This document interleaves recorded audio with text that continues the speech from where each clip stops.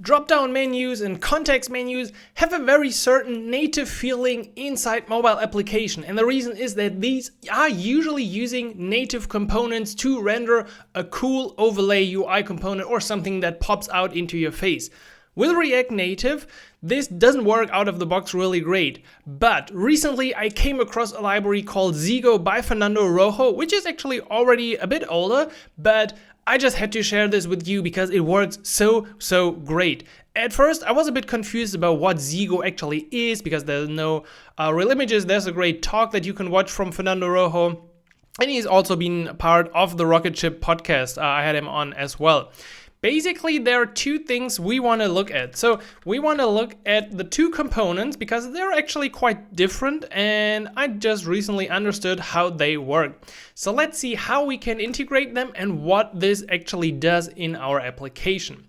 To get started, I already brought up a new Expo application using Expo SDK 51. Doesn't matter too much, I think, which version.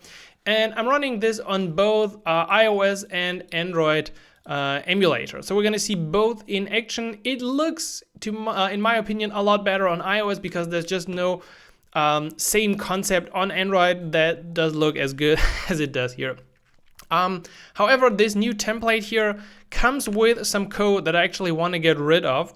And there's a script that we can call. So under scripts, there's a reset project script, which will simply reset our application to a very basic stack and an index file and an infinite refresh. Okay, that's interesting as well. Maybe we can just do one reload and then everyone's happy again. Okay, cool.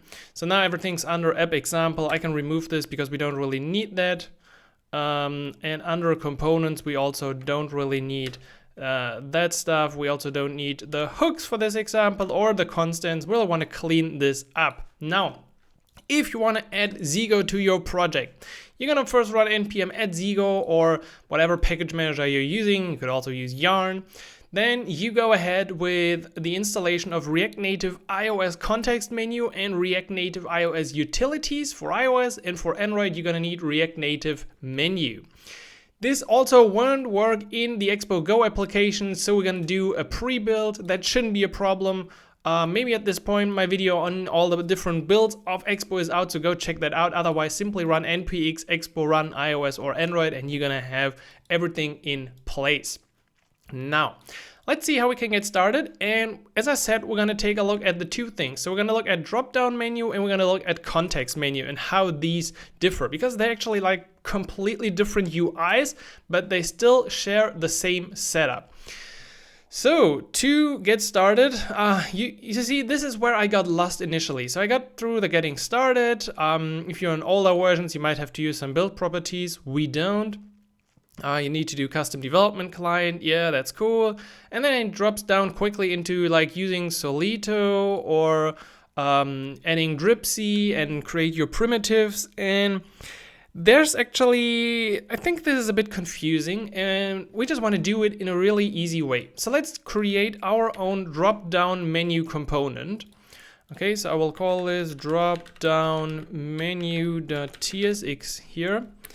I'm gonna do a component. I want to have some props for this component. So what I want to have is an array of items that can feed into this component. Every item has some properties. We're going to get into the properties in a second. And then we're going to have an onSelect. Basically, we want to call that when an item here is selected. Now you can use this as always. So I can get my items and I can get onSelect here using props. And then we can already integrate this into our index file. Let's see. I want to keep this. I want to not align the stuff. I also don't need the text. Let's do this in a funny way. Let's put it up here in the header. So you sometimes have like a drop down up there. You can just do this with Expo routers. So I'm going to put in stack.screen on this page and define my options here instead of within the layout file. So we can definitely render a text if we want to. We probably have to close this. And then we should hopefully see, can we just do, please, just keep up the sync. I want to have iOS really synced. I don't want to press reload all the time. Maybe I'm just going to close this for once. It might help. and then press I again. So hopefully now the live reload is working again. Okay, now what I want is a header right component in which I will put in my cool drop down menu component. This drop down menu component requires now the onSelect. So let's add a simple function up here which will handle that press. So onSelect, we're gonna pass this to a function. And then for the items, let's begin with an empty array so we fix the problems. Element implicitly as any type, where did I go wrong? Oh, we should probably have it like this. Okay, better. Something expected. Are you happy now? Why are you not just loading this? No apps connected. Yeah, of course, no apps connected, for sure. Let me just do another npx expo run iOS. Something got completely out of sync, so hopefully this will fix it. Anyway, we got this in our header component and we can already start working on that because now we need to take a look at how we actually use Zeego. So, as I said, this is a bit confusing. Let's just look here. First of all, we're going to import this as everything. Okay, import star as drop-down menu. Naming is a bit confusing. I should probably use something else here. Maybe in your case, call your custom component, not drop-down menu. You see, now we only got the difference here in the D. Be careful if you implement it like this to use the right names. However, what we want to do is, here is the basic usage. So this is the usage. And I was kind of a bit sad because once I copied this and put this into my component, I think it just didn't work out of the box, okay? A lot of things are not found. So let's see if we can simplify this. I will, for the moment, comment out all the stuff here. Then it's missing something. Okay, we're just gonna put in a text, then it's happy, and then we have the first part. This is now interesting. So usually you would think, okay, I have a header, I will probably put like a touchable opacity or pressable here, like with an icon, and then it opens up the drop-down menu. However, the menu and both also the context menu we're gonna see later work a bit different in that they have this, you're gonna need this inline. So we need our component actually in here. Probably you could like put in something that you can pass another component to this. But in our case, we're just going to do it directly in here and put in ionicons. Let's use name ellipsis horizontal and a size of 24. Okay, so now we have our button up here which triggers the drop-down menu. And this already, well, we don't really have any kind of content, right? So our drop-down menu trigger doesn't really work at all. Let's see if we can render something easy. How about we get started with a drop-down menu label. So if we place a simple label here, we should see, can I click this actually? We don't have any items. I have my drop-down menu root. I have the trigger here. Did we define this correctly or did I troll myself? Gotta be really careful here. It's probably that we're either not rendering this correctly yet or something else goes wrong. Let's see. Because usually I thought a drop-down menu label should be enough. Let's see. Let's just put in a drop-down item. Because an item is usually what you're going to see or what you're going to use. So item might have a title. I will already close this and say my item. Okay, property key is missing, that's always required, so let's just set this to a random number, and voila. Okay, the label wasn't enough, we actually needed an item. So you see, here we are rendering the label. This is the drop-down menu label, and here we do have the item, which is displayed here.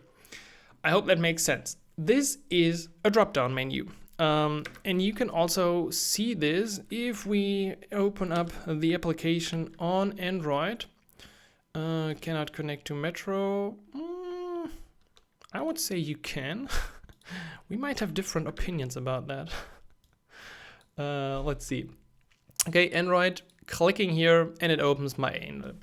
You see, they don't share the exact same functionality and especially not the same look. However, on Android, it kind of looks like Android.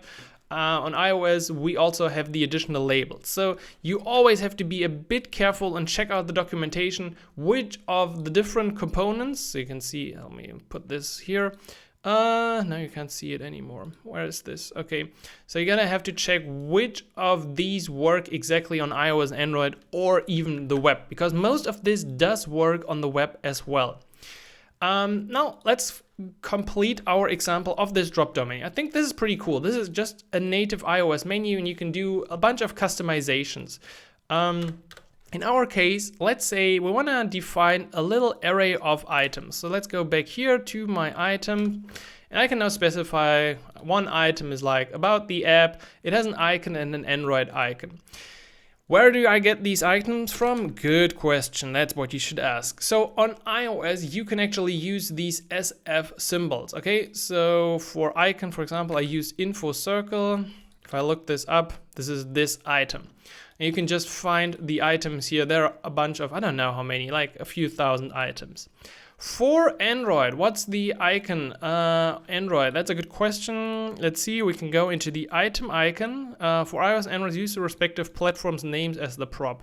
That's a great recommendation. I think I found this somewhere in the documentation of Android. Where was it? I definitely found a link somewhere.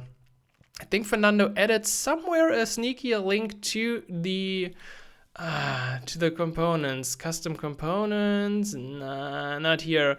But anyway, it was kind of hard to figure that out, which item name you want to use on Android. So yeah, be mindful of that. Anyway, we got the items set up. Let's see how we can add a little iteration to our application. So for this, I want to add a group.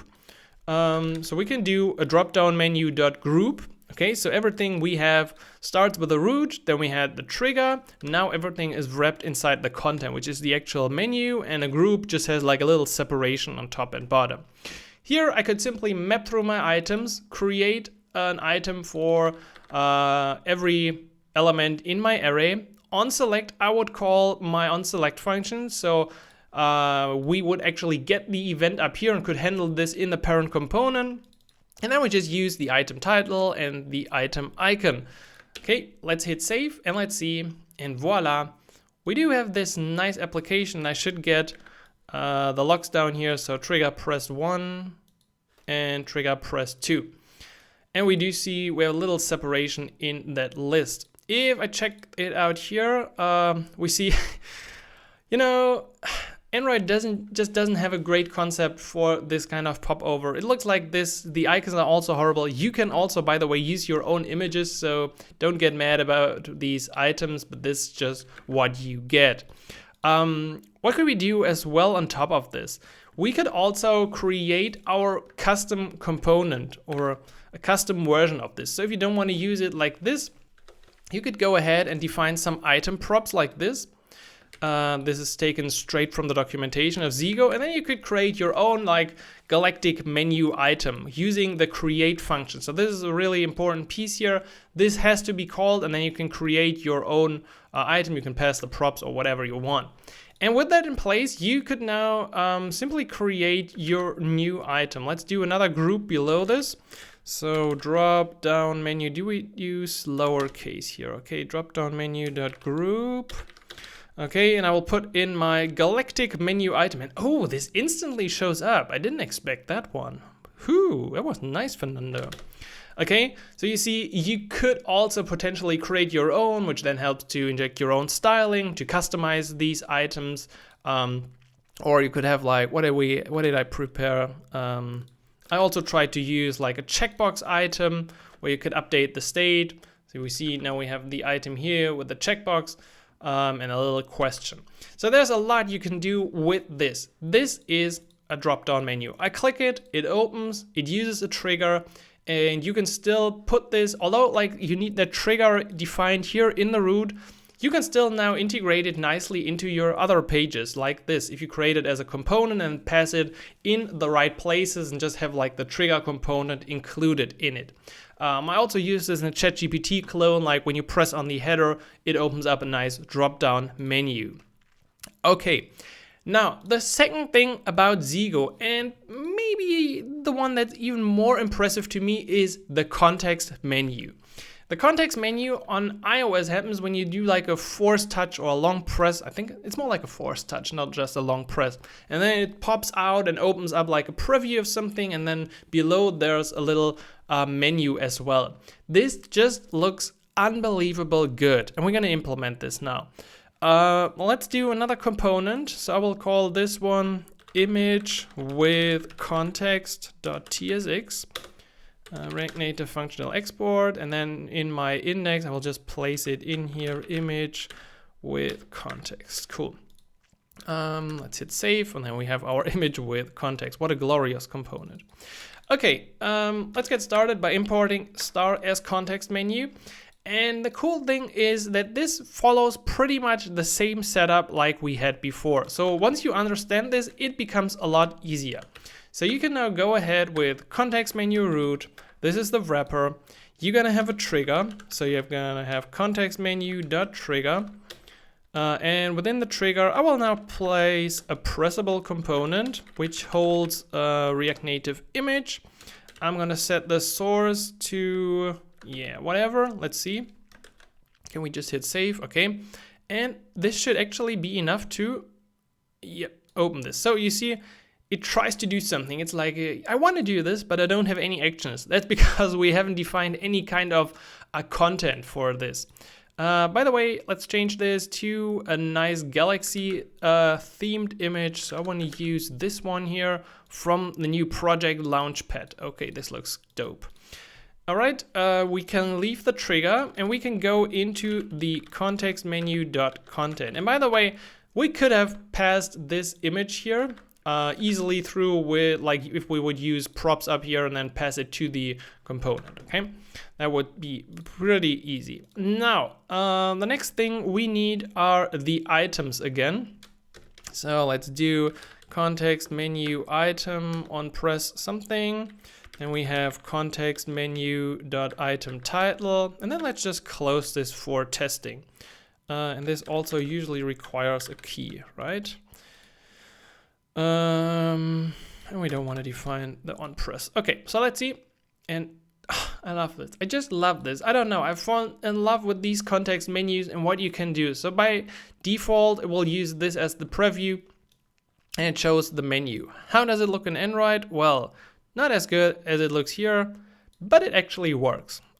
So you can long press and then we'll show your menu. But let's see if we can make this even cooler. So at the top, I want to define a few context items. So this is how we could customize this. These context items could also be passed as props. So then you could have like supply your own menu from the parent component with the own actions. In our case, we just have like 3 actions here with icons defined and what we want to call here an action pressed, and just gonna lock this out with the action. Cool. Now we can pass this, or we can map through the items. So let's see. I'm gonna get, well, wait, we can keep that one. Let's just iterate them, create items just like we did before with item title, item icon, hit save, and voila, we have this beautiful context menu. And of course, if I click on one of these, we should see the according lock, save, share, whatever functionality we attached to them.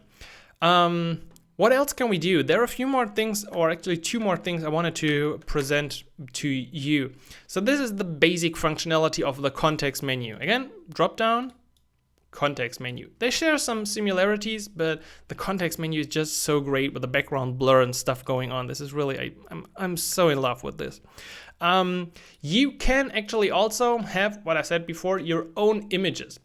So if you don't like, especially on Android, the icons, I actually don't know if the item is rendered on Android. I think, let's check item images. Image works on web and iOS. I'm sorry, Android. Android will be ignored.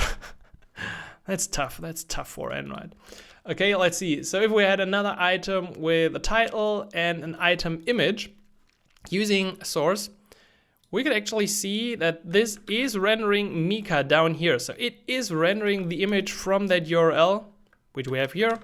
and it's rendering this in our context menu. I really like this. You could have like the user avatar in there or whatever you prefer. And finally, by default, you see the image just pops out here. But you can also customize this. Also just want to check what's the state on Android. Okay, we at least got all the buttons in here, at least. So if you wanted to change that, you could change the preview, okay? Let's put this in here, context menu dot preview. And for the preview, the syntax looks a bit strange. So you don't just pass in any kind of view, you actually pass in a function here that returns a view. Okay, and then we could have a text preview. Let's see, if I now hit this, we're gonna have this small preview.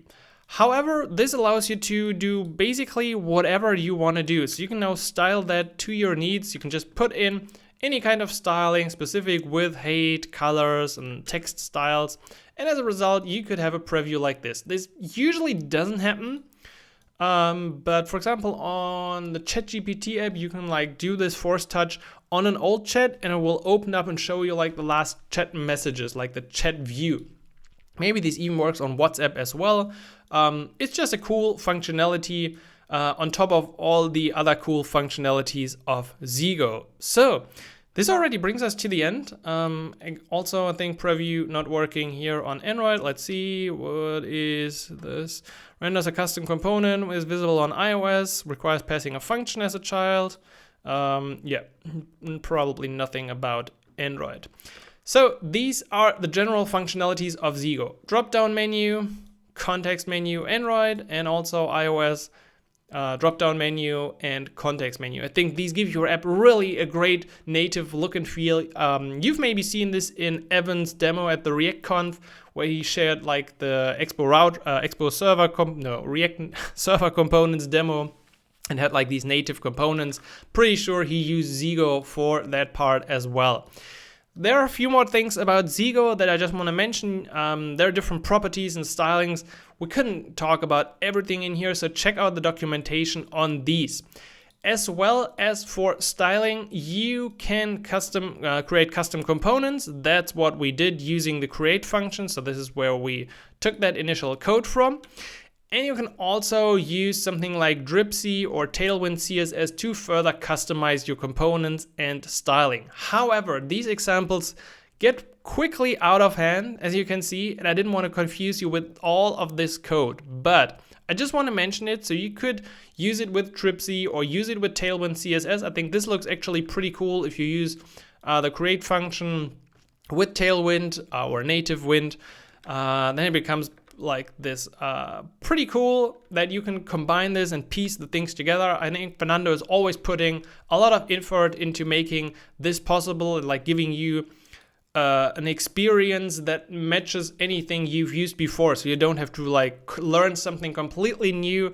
For example, with Solito, he tries to emulate the next link or the next link component and the Expo router link component, so you don't have to use anything new or learn anything new. So that has been Zeego. Drop-down menus, remember, just drop down. Context menus can be applied to image pressable components and show you a little preview and an additional menu below it.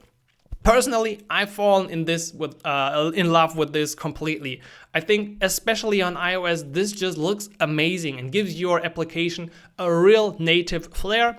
On Android, it's probably not perfect, but the cool thing is you can still use this universally. This would also work on the web, and the times are just that we're talking a lot about universal applications, so Zeego is a fitting library in the spirit of the current time. So let me know what you like about Zeego. Have you tried it? Are there any other libraries you want to see explored? Leave a comment and I will hopefully catch you in the next video. So until then, happy coding, Simon.